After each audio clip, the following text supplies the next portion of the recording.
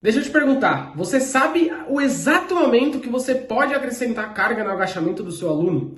E não simplesmente colocar a carga porque ele está pedindo e aí aumentar muito o risco de lesão dele? É exatamente isso que a gente vai falar no vídeo de hoje e eu recomendo muito que você fique aí até o final. Fala aí galera que quer fazer o treinamento funcional, meu nome é Bruno, criador do método Treinamento Mais Funcional e no vídeo de hoje a gente vai falar sobre o momento certo para você adicionar, acrescentar carga externa no seu aluno, igual no vídeo que você está vendo aqui, mas eu não sei se essa execução é a execução correta e eu já poderia adicionar carga nessa aluna em questão. Então, começando mais uma mentoria aqui, vamos continuar fazendo igual a gente sempre faz, vamos primeiro observar o movimento dessa aluna, você já vai tentar identificar se você consegue achar algum erro no movimento, e aí a partir disso a gente vai trocar uma ideia. Então, primeiro ponto antes de tudo, vou até abrir meu bloco de notas, vocês sabem que eu não aguento muito ficar sem o bloco de notas, mas o primeiro ponto antes de tudo, antes de colocar meu aluno para agachar, com carga, sem carga, independente de qualquer coisa, a primeira coisa que eu tenho que fazer, então, primeiro ponto. Peraí que eu já arrumo ali. A avaliação funcional. Isso aqui, galera, é... sério, o ponto mais importante. Então, o primeiro ponto, antes de qualquer coisa, antes de você pensar se você coloca ou não carga com o seu aluno, é você realizar a avaliação funcional do movimento. Por quê? Porque nesse movimento aqui, eu já consigo identificar que essa aluna ela tem uma retroversão pélvica, você consegue identificar aqui, ou seja, ela tem um deslocamento anterior da pelve, e aí, consequentemente, ela tem uma retificação na coluna lombar. Então, a curvatura lombar, que é de lordose aqui em cima, passa a ser de cifose lá embaixo. Por quê? Ela tem uma retificação na coluna lombar. A pelve dela, a bunda vai para dentro. Então, eu já sei, só de olhar a primeira vez essa aluna agachando, que ela não pode colocar carga nesse agachamento.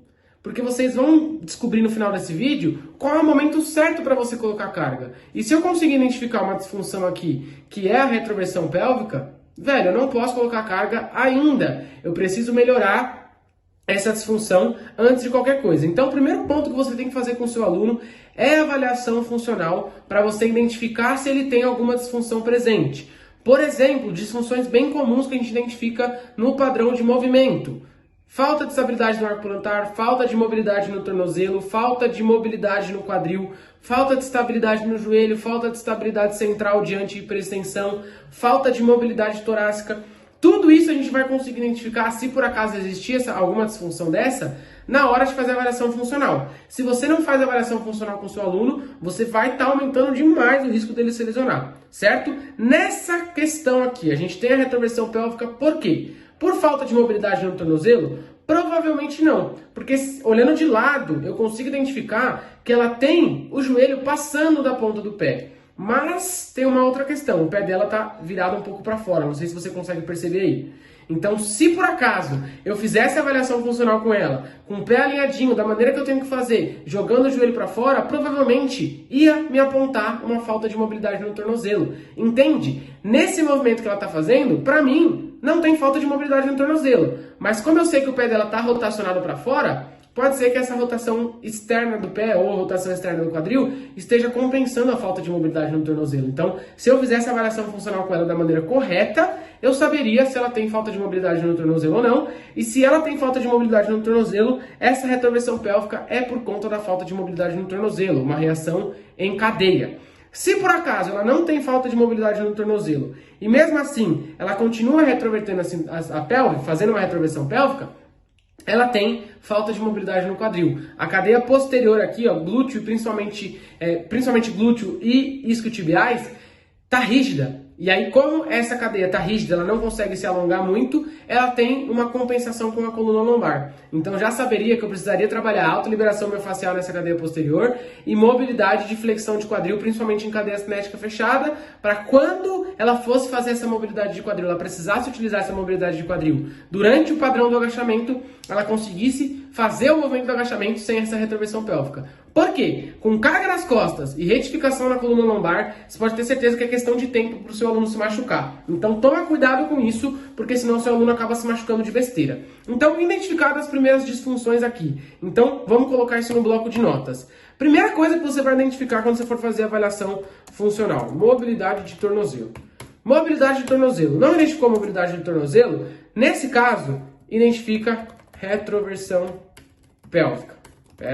Retroversão pélvica. Se por acaso ela tem retroversão pélvica, vou colocar barra aqui, falta de mobilidade no quadril. Se ela tem retroversão pélvica sem mobilidade, sem falta de mobilidade no tornozelo, falta de mobilidade no quadril. Agora um ponto importantíssimo aqui, ó. Se ela fizer, anota isso, por favor. Se ela ou ele, né, fizer o movimento com retificação da coluna lombar, é questão de tempo para ela se machucar. É questão de tempo para ocorrer uma lesão.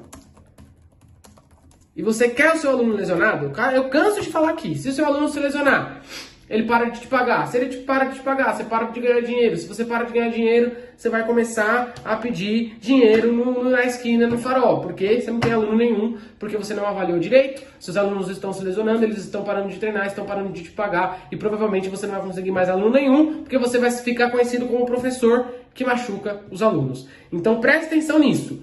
Avaliei, tá tudo bonitinho? O que eu vou fazer com esse aluno aqui? Depois da avaliação, bate um print disso aí, ó. Se quiser pode anotar, parar o vídeo, pode bater um print. O que eu vou fazer? Após a avaliação, eu vou trabalhar o padrão de agachamento.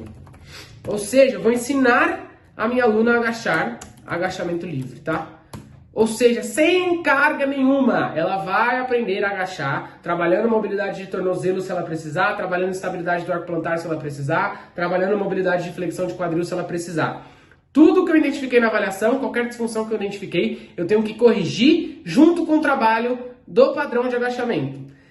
Quando esse meu aluno ou essa minha aluna dominar o agachamento livre, então eu vou escrever tudo hoje. Quando o meu aluno ou aluna dominar o agachamento livre, tá difícil escrever hoje, hein? O agachamento livre, eu posso progredir. E como seria essa progressão? Colocar carga. Então, o momento de acrescentar carga no agachamento do meu aluno é o momento que ele domina o agachamento livre. Então, ele consegue fazer o agachamento com a profundidade necessária, ou seja, deixando o fêmur paralelo com a tíbia, sem compensação com nenhuma outra articulação. Ou seja, fêmur paralelo com a tíbia nada, fêmur paralelo com o chão.